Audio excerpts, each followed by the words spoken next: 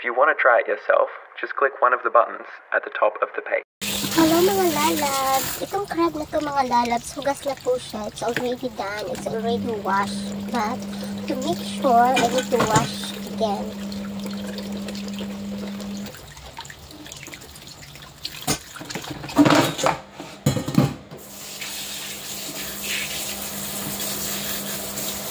Mga lalabs, ganito lang kabilis lutuin ang crab. Nagbuwal muna ako ng tubig. May mga timpla na yan dyan.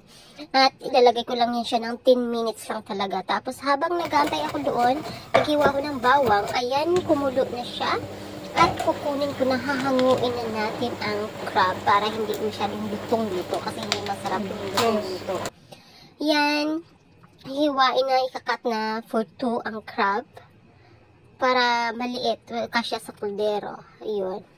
Tapos, gigisahin ko lang siya sa konting mantika with bawang. Tapos, mag-a-add ako ng butter. Yan yung butter na, ano ba yan? Hindi siya salted butter. Yan, okay na siya, mga lalat. Nilagay ko na yung sauce kanina. Hindi siya sauce, pala tubig. Tapos, crushed ko na yan siya. Hindi ko na kailangan gumamit ng kajon o bibili ako ng kajon sauce. Sarili kong sikap, sarili kong timpla yan. Mga lalabs, yan lang kadali. Mabilis lang gawin ang crab sauce. Mabilis lang talaga siya. Tapos ang lasa napaka-spicy. Hindi siya spicy. Depende naman kung gusto niyo ng spicy o hindi. Ayan na. Haluin na natin para ang sauce magiging doon sa crab. At tapos na nga ang ating garlic sauce crab or garlic crab sauce. Ayan na siya. Ayan ang result. Mukhang masarap naman talaga.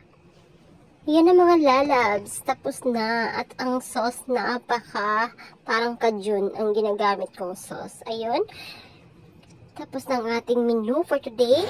Pagkatapos na hindi ko rin nagasan yung kawali at pero nalagay ko na kaagad yung bawang at kunting mantika para naman mag-fry guys. Para maganda ang taas niya. Yun. Ayan. Tapos na ang ating sinangag. Sinangag with crab sauce. Garlic crab sauce. Ayan na. Thank you.